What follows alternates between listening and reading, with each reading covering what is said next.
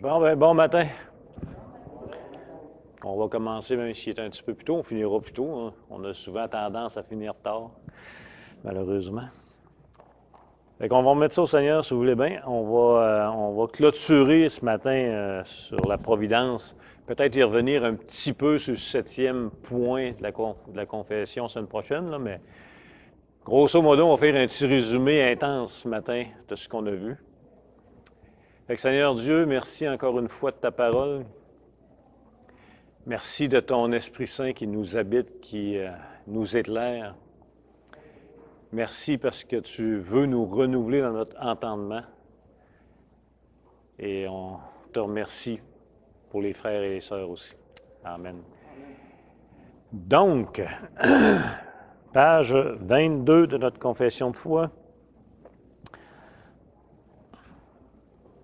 On va lire le paragraphe 4. On va faire le paragraphe 5 et le paragraphe 6. Encore une fois, c'est vraiment des paragraphes intéressants. Le paragraphe 4. Donc, toujours, c'est un angle général.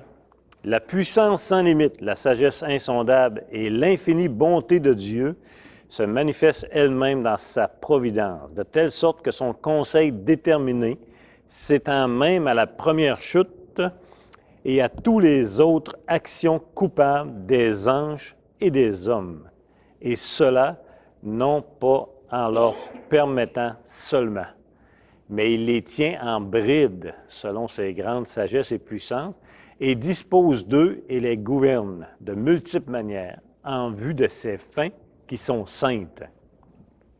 Cependant, Dieu le fait de manière à ce que le caractère pécheur et répréhensible des actions de la créature provienne seulement de celle-ci et non de lui qui, étant très saint et juste, ne peut ni être l'auteur du péché, ni l'approuver.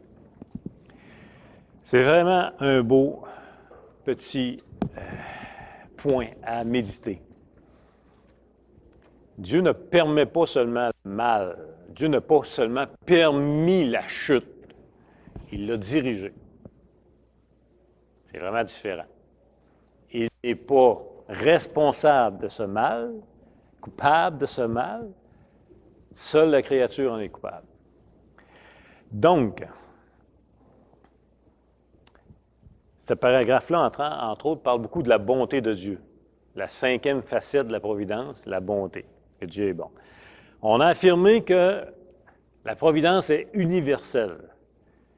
Retenez au moins cette facette-là de la providence, qu'elle est universelle, c'est-à-dire qu'elle s'étend absolument à tout. Donc, parce qu'elle est universelle, puisqu'elle est universelle, elle s'exerce sur le péché de l'homme. Pas le choix. Pas juste certains péchés, mais sur tous les péchés de l'homme, de la chute d'Adam et à tous les autres qui suivent jusqu'à nous aujourd'hui, ceux qu'on va commettre et ceux de demain. Ce mal n'est pas seulement permissif. C'est vraiment important de la part de Dieu. Ces péchés, Dieu les ordonne et les gouverne, il les dirige, il les tient en bride, mais à ses fins, pour lui, à ses fins, qui sont bonnes et saintes. Donc, c'est beaucoup plus qu'une permission passive. Et seul, le 3e point, seules les créatures sont pécheresses. Dieu demeure saint et bon et toujours opposé au péché. Ma logique à moi, là, elle ne veut pas comprendre ça, qu'un Dieu bon a voulu que le mal existe. Ça dépasse un peu mon entendement à moi. Un Dieu qui n'est que juste et que bon a néanmoins voulu que le mal existe. Il n'est pas la cause du mal. Ce n'est pas à cause de Dieu que le mal existe. Mais c'est plus que de l'avoir permis. Moi, je raisonne toujours en créature. Oubliez jamais ça. On raisonne toujours comme une créature. Et on applique nos raisonnements de créature au Créateur, oubliant que Dieu est au ciel et nous sur la terre.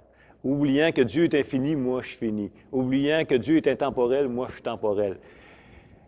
Et etc., etc. Donc, sa bonté se manifeste dans toute sa providence, absolument dans toute sa providence. Non seulement par le bien, mais aussi par le mal. La providence de Dieu, elle est bonne dans tout. Ça inclut le bien et ça inclut le mal, parce qu'elle est universelle et elle est toujours efficace. On a vu ça aussi. Fait que, je vais vous poser 2 questions à 50 pièces que si vous avez, vous n'aurez pas 100 pièces de toute façon. Suivez-moi bien, juste pour essayer de... C'est distinct. La première, c'est 2 questions faciles. Est-ce que ce qu'on vient de voir, que Dieu a décrété le mal avant la fondation du monde, rappelez-vous, la providence de Dieu, c'est l'application de son décret chaque journée. Est-ce que ça veut dire que le péché est bon et non condamnable parce que Dieu l'a voulu? Non. C'est condamnable. Dieu est le mal. Et Dieu juge le mal. Il y a un jugement sur ce monde. 50 pièces de ramassé.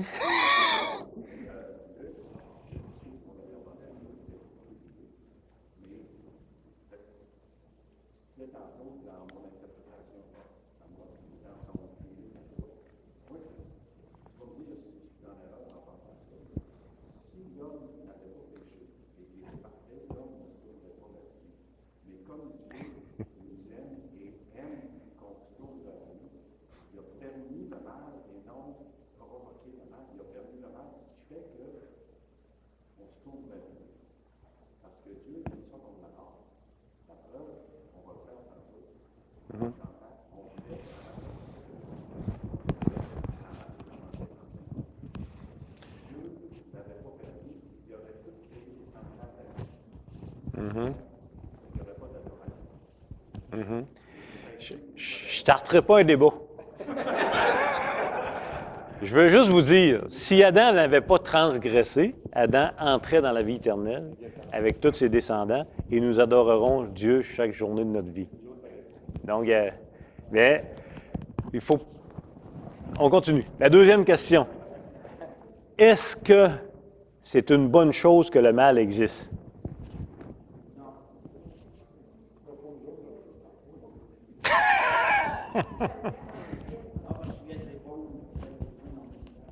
J'ai dit qu'il y avait 2 questions, hein? La première, là, vous venez de parler. Ceux qui avaient gagné 100 pièces, vous avez répondu que c'est une mauvaise chose que le mal existe, vous venez de parler. Vous êtes équipe. On est équipe. On est équipe. Gardez bien. Le péché est toujours condamnable. Là, je vous pose comme question, est-ce que c'est une bonne chose que le mal existe? Si vous me dites non,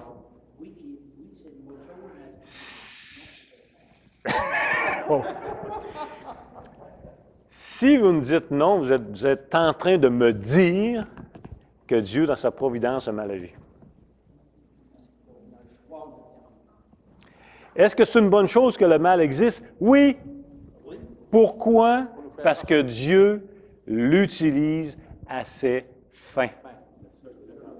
Parce que Dieu l'utilise à ses fins. Dieu a utilisé la chute à ses fins. Dieu a utilisé le péché des frères de Joseph à ses fins. Est-ce que le mal est toujours condamnable et péché? Oui. Dieu va le juger. Dieu n'y participe pas. Est-ce que le mal est une bonne chose dans notre société? On est obligé de dire oui, parce que Dieu, dans sa providence, non seulement l'a décrété, il l'a fait venir par toutes les causes secondes et il l'utilise pour ses fins. Et ses fins sont toujours bonnes et saintes et justes. Maurice? Oui, l'arbre de la connaissance du bien et du mal. C'est que Dieu, il l'a mis là, mais ça ne peut pas choisir. Il voulait choisir le bien, mais il a dit à Adam, si tu goûtes à l'arbre de la connaissance du bien et du mal, c'est sûr que tu vas choisir le mal. La mort. Le péché dedans.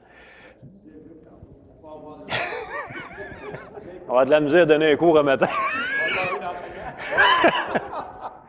tu disais qu'on ne partirait pas un débat tantôt, tu as répondu au débat. OK. Tant que Dieu, que le mal était bon et que ça nous permettait de tourner vers exactement la question que On poursuit? Restez concentrés parce que là, moi, je me parle avec vous. Le mal n'est pas bon, mais c'est une bonne chose qu'on ait eu le choix entre le bien et le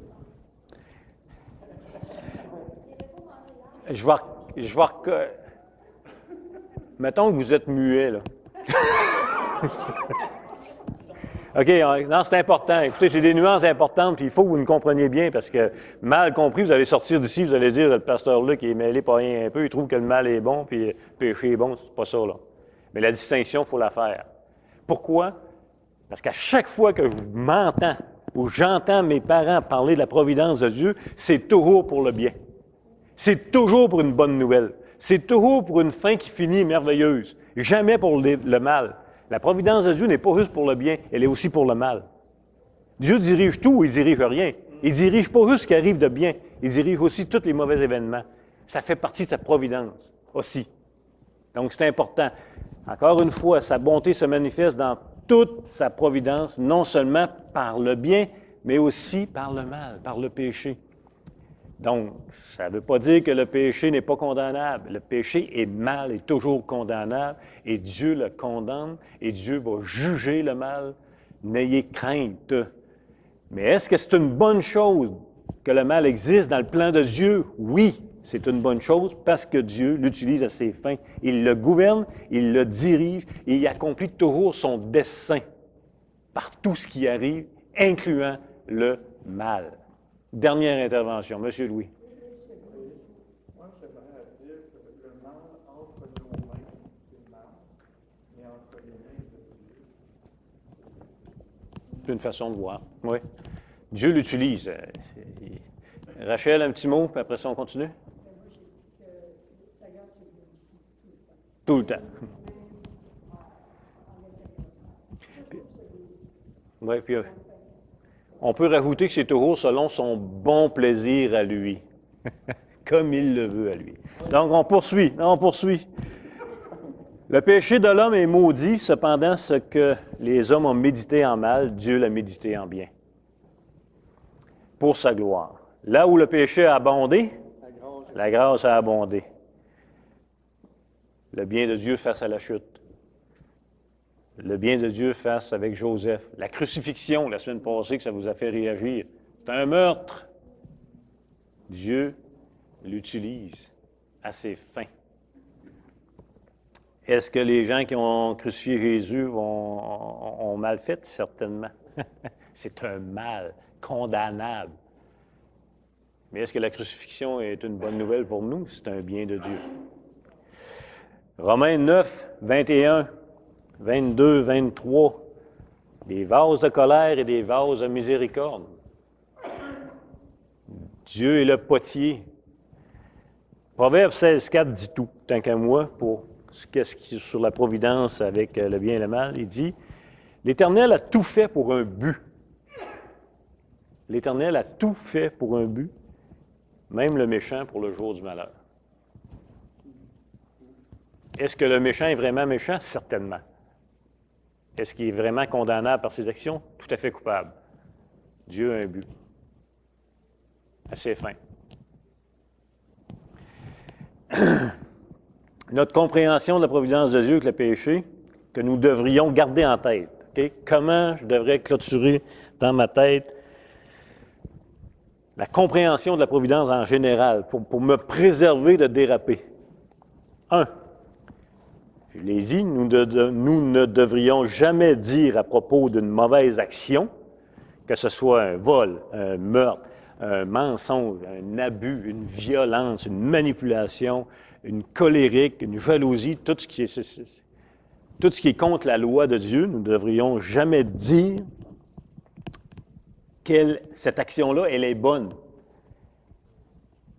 Parce que Dieu l'a voulu ainsi, elle est bonne. On ne doit jamais dire ça. Dieu lui-même la condamne. Donc ça, c'est notre prémisse sur la providence. Mais deuxièmement, il faut rajouter à ça qu'absolument tout, incluant le mal, devient une bonne chose dans le plan de Dieu.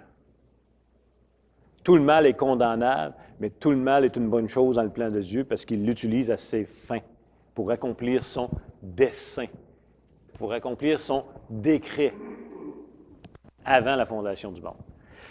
Fait que c'est la cinquième facette de la providence de Dieu, c'est qu'elle est bonne, c'est la bonté. Elle est toujours bonne. Toujours bonne. Il n'y a pas de ténèbres en Dieu. Dieu est lumière. Et tout ce que Dieu fait est bon, est juste, est miséricordieux. Et ça ne nous plaît pas. Pas toujours, vraiment pas toujours. Donc, ça, c'était la clôture sur le paragraphe 4. On en a parlé, je pense, de 2 ou 3 dimanches. Si on lit le paragraphe 5 maintenant, le paragraphe 5, il parle de nous, les croyants. Regardez bien comment c'est bien écrit. Dans sa sagesse, sa justice et sa grâce, Dieu livre souvent ses enfants, pour un temps, à de multiples tentations et aux corruptions de leur propre cœur, afin de les punir pour leurs péchés antérieurs, ou de leur découvrir la puissance cachée de la corruption et de la tromperie de leur cœur, pour qu'ils soient humiliés. Il amène ainsi à dépendre plus étroitement et plus constamment de lui et à chercher en lui leur appui.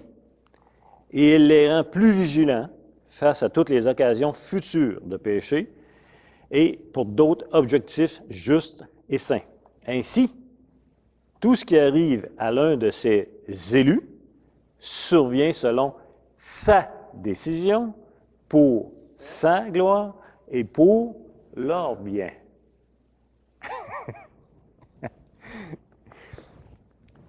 Donc, ce paragraphe-là ici, il vient mettre un peu une distinction ou mettre un traitement différent, si vous voulez, entre le croyant et le non-croyant, de façon générale.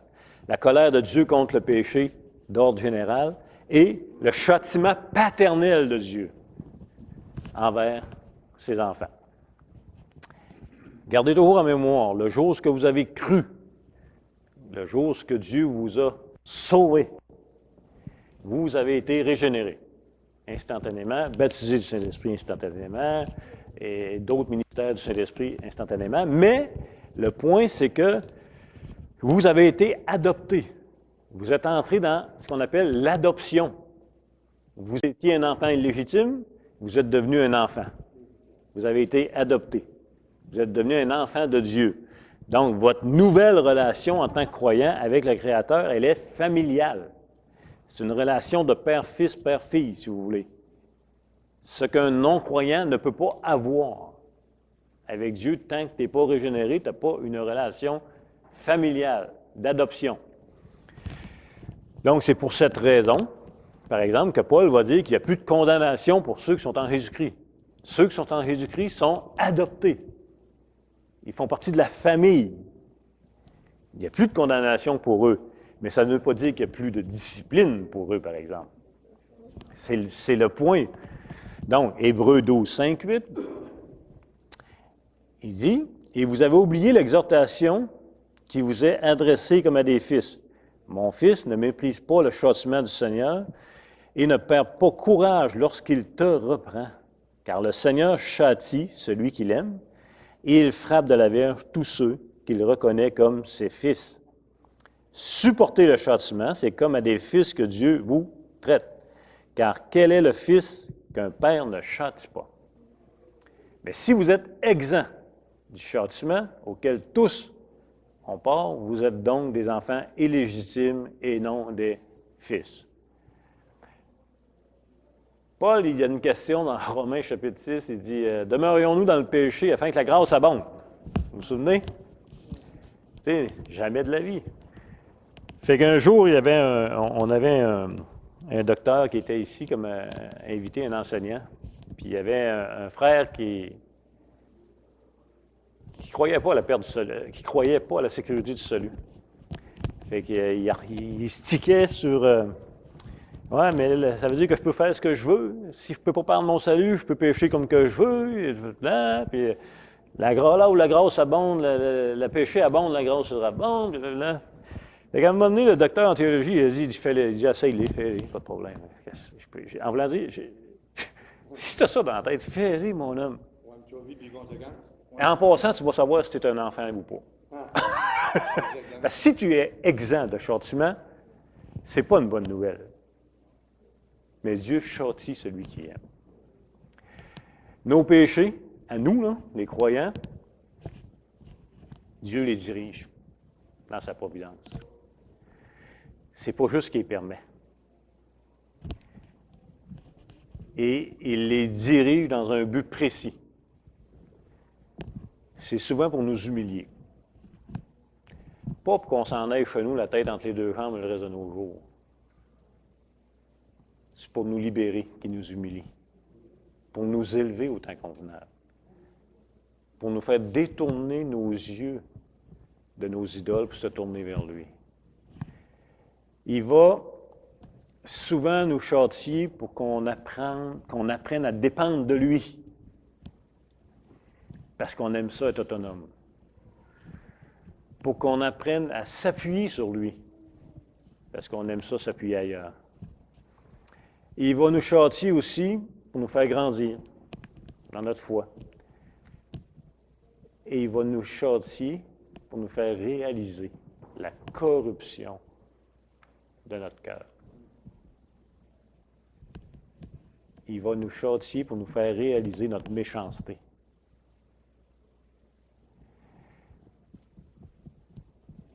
Fait que ça nous permet d'avoir une relation plus saine dans son amour, dans sa patience, dans sa beauté, etc. Mais on va être châtié, et on est châtié. C'est une bonne nouvelle en passant. C'est une bonne nouvelle. Mais ça fait partie de la providence de Dieu. Et son châtiment sur nos vies est toujours bon. Toujours bon parce que Dieu n'est que bon. Dieu n'est pas méchant. Dieu n'est pas animé par la méchanceté. Il est animé par la bonté, la miséricorde, la patience, la justice. 2 Corinthiens 12, 7, 9. Et pour que je ne sois pas enflé d'orgueil. Ça, c'est une autre raison pourquoi Dieu nous châtie en passant. Parce qu'on s'enfle d'orgueil facilement. Paul va dire, et pour que je ne sois pas enflé d'orgueil, à cause de l'excellence de ses révélations, il m'a été mis un écharde dans la chair, un ange de Satan, pour me souffleter et m'empêcher de m'enorgueillir, pour me frapper. Le mot souffleter, c'est frapper. 3 fois, j'ai prié le Seigneur de l'éloigner de moi. Et il m'a dit, ma grâce te suffit. Ouais. Car sa puissance s'accomplit dans la faiblesse. Je me glorifierai donc bien volontiers de mes faiblesses, afin que la puissance de Jésus-Christ repose sur moi. Une autre raison pourquoi on est châtié, c'est pour qu'on demeure faible. C'est pas à mode, là. Je sais bien que c'est vraiment pas à mode. Mais avec Dieu, là, c'est comme le repos total. C'est le seul moyen d'entrer dans son œuvre. Sinon, vous allez inviter Dieu dans votre œuvre. Et vous allez voir que Dieu, il ne s'invitera pas comme vous voulez. Il va rentrer, mais avec un boule. Il va casser ça, il va briser parce qu'il vous aime, parce qu'il nous aime. Toute chose concourt au bien de ceux qui aiment Dieu. Toute chose concourt au bien de ceux qui aiment Dieu. Êtes-vous capable aussi de rajouter que ça inclut nos péchés? Que ça inclut nos châtiments? Oui. Oui. Ça les inclut. Parce que Dieu les utilise à ses fins. Et les épreuves, il les utilise à ses fins. Puis un châtiment familial, d'une relation filiale. Ouais, mais mon péché est mal. Ah, tout à fait. Tu ne peux même pas te dire que Dieu l'avait préordonné avant la fondation du monde, puis c'est par sa volonté que je l'ai faite, je ne devrais pas avoir de conséquences. Ça ne marche pas. Tu ne peux même pas dire que c'est à cause que Satan me séduit. Ça ne marche pas.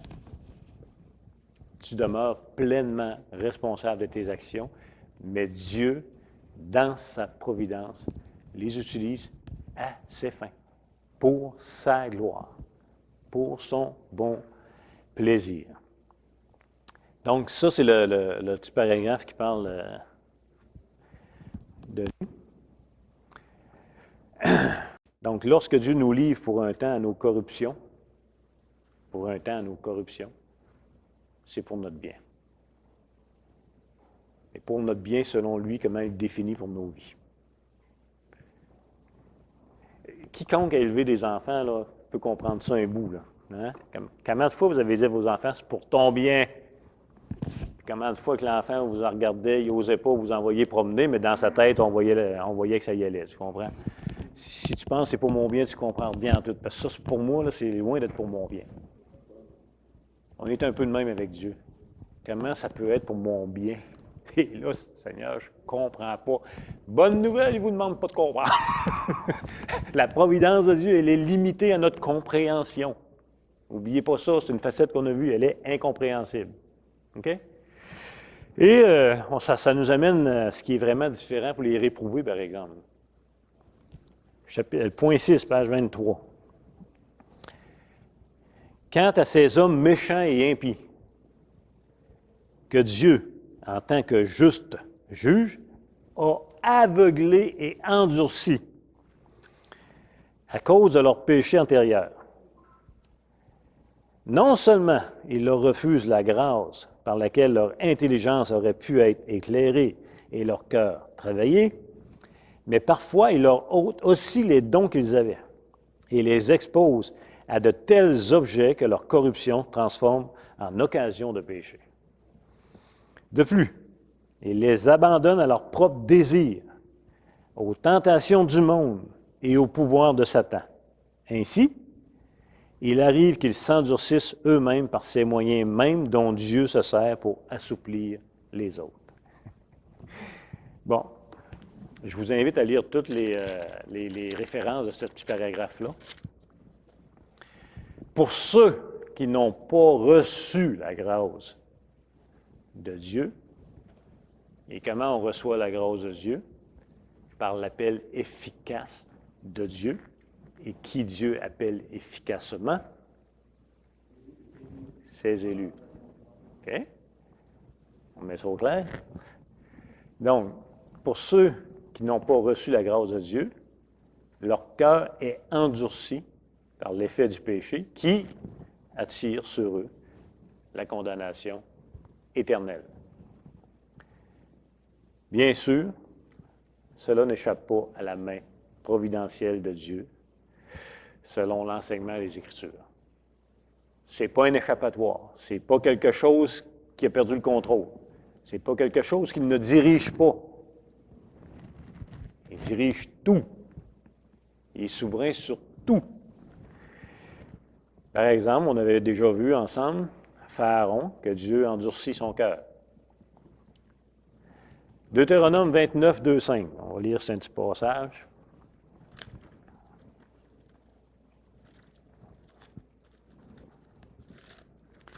Deutéronome 29, les versets 2 à 5.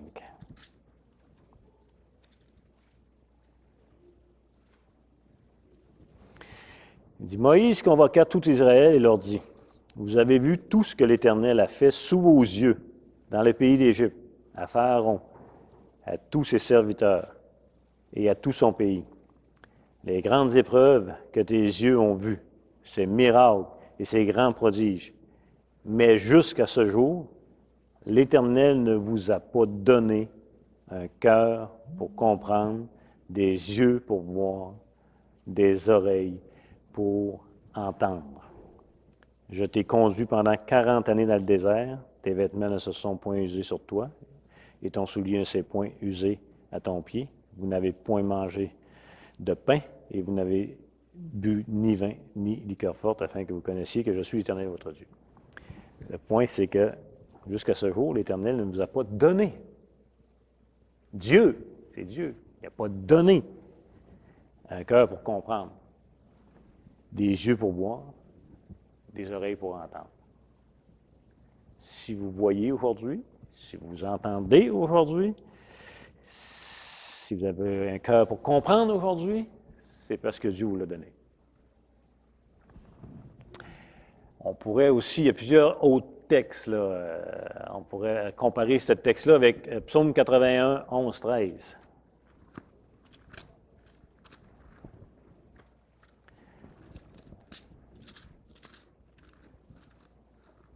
Psaume, je vais le trouver, 81, les versets 11 à 13. « Je suis l'Éternel, ton Dieu, qui t'ai fait monter du pays d'Égypte.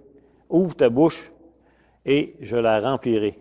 Mais mon peuple n'a point écouté ma voix, Israël ne m'a point obéi. Alors je les ai livrés au penchant de leur cœur, et ils ont suivi leurs propres conseils. Oh, si mon peuple m'écoutait, si Israël marchait dans mes voies, en un instant, je confondrais leur ennemi, je tournerais ma main, etc. » Vous avez des textes aussi dans Matthieu, Romains chapitre 1, la révélation naturelle de Dieu. Vous avez le même principe. Et je lirai un texte dans le Nouveau Testament, 2 Thessaloniciens chapitre 2.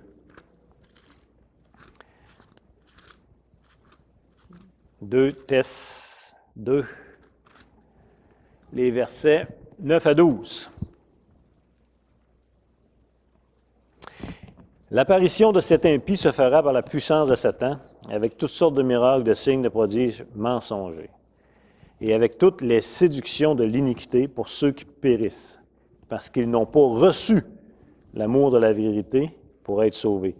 Aussi, Dieu leur envoie-t-il une puissance d'égarement pour qu'ils croient au mensonge, afin que tous ceux qui n'ont pas cru à la vérité, mais qui ont pris plaisir à l'injustice, soient condamnés.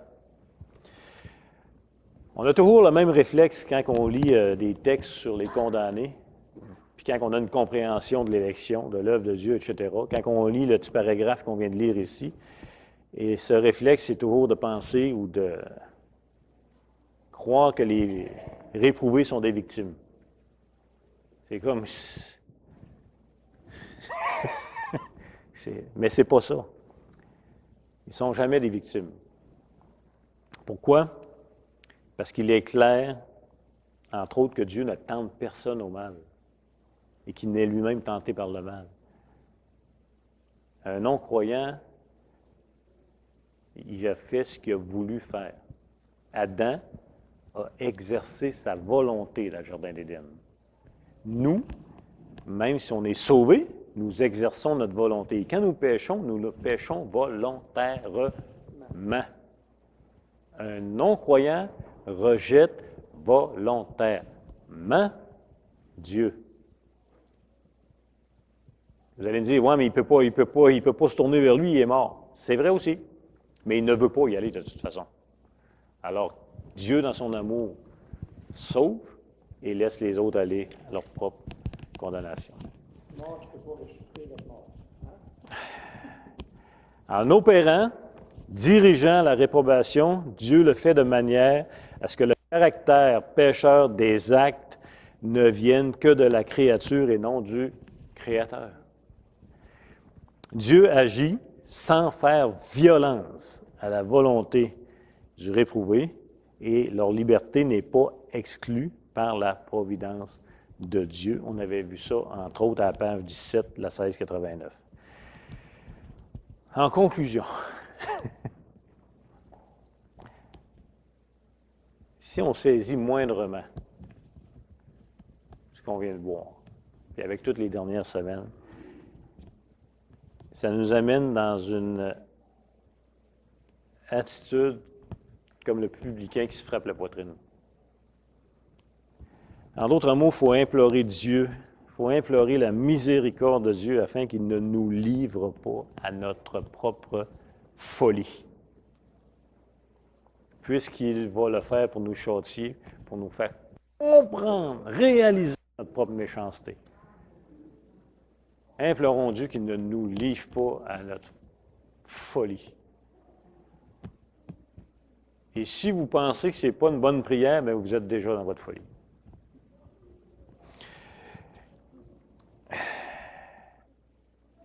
Même si nous sommes ses enfants, supplions Dieu de nous préserver de notre cœur. Supplions Dieu par amour, par grâce, de nous préserver de notre cœur. Matthieu 6,13 ne nous induit pas à la tentation. Dans la prière du Notre Père, ne nous induit pas à la tentation. Ce n'est pas que Dieu nous tente, mais délivre-nous du mal. C'est ce principe-là qu'on voit dans cette prière-là. La tentation, notre cœur est suffisant en passant. Hein? Ça n'avez même pas besoin de rien de l'extérieur. Nous, tout seuls, on peut partir d'une convoitise. Ne vous inquiétez pas. Et en plus, l'adversaire qui peut s'en mêler. Mais la prière à Dieu, c'est sauve-nous de cette tentation-là. Parce que si tu nous laisses aller à notre folie, puis en même temps, ce que Dieu va faire est bon. Donc, les 5 facettes, efficace, universelle, harmonieuse. Quelle autre? La bonté, c'est la dernière, il m'en manque une. Incompréhensible, merci. Les 5 facettes de la providence de Dieu. Fait que la semaine prochaine, on verra peut-être, parce qu'il y a un petit paragraphe qui parle de la providence de Dieu en relation avec l'Église. On verra peut-être quelque chose. Ce matin, on va voir ce que vous avez demandé de lire, puisque la confession donne une référence, entre autres. C'est le fameux dénombrement de David, dans 2 Samuel et dans 1 Chronique, qui semble se contredire, qui est bien intéressant. Fait qu'on va le voir en prédication. Que Dieu vous bénisse.